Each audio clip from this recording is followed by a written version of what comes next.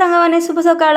ତ ଆପଣମାନେ କେମିତି ଅଛନ୍ତି? ଆଶା କରୁଛି ଆପଣମାନେ ବହୁତ ଭଲ ଥିବେ। ତ ସକାଳୁ ସକାଳୁ ମାର୍କେଟ ଟିକେ ଗଲି ବୋଲି ପନିପରିବା କିଛି ନାହିଁ। ତ ସାଙ୍ଗମାନଙ୍କୁ କୁହନି ରାୟଗଡ଼ା ମାର୍କେଟ ଆଜି ପୁରା ବନ୍ଦ। ମନ ଦୁଃଖରେ ପୁରା ଆସିଲେ ଆଳୁ ଗୋଟେ ଅଛି ଆଉ ପନିପରିବା ଗୋଟେ ଦୁଇଟା କ'ଣ ଫ୍ରିଜରେ ପଡ଼ିଛି।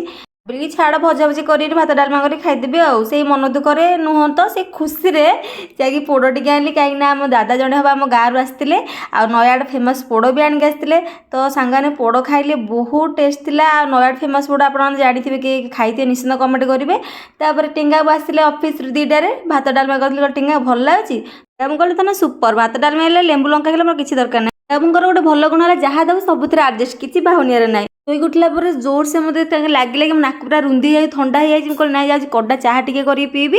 ଗୋଲମରିଚ ଆଉ ଟିକେ ନାକୁ ଅଦା ନେଇକି ଛେଚା ଛେଚି କରିଦେଲି। ତାପରେ ସାଙ୍ଗମାନେ ଶୁଣ୍ଠିନା ମୋ ମା ପୁରା ଗୁଣ୍ଡ କରିକି ମୋ ପାଇଁ ରଖିଯାଇଛି। ବହୁତ କାମରେ ଅଛି, ପେଟ କଟା ଆଉ ଥଣ୍ଡା ବହୁତ କାମରେ ଆଉଛି। ସତରେ ମା ଭଳିଆ କେହି ବି ହେଇପାରିବେନି। ମା କଥା ବହୁତ ମନେ ପଡୁଛି। ମିସ୍ ୟୁ ମା।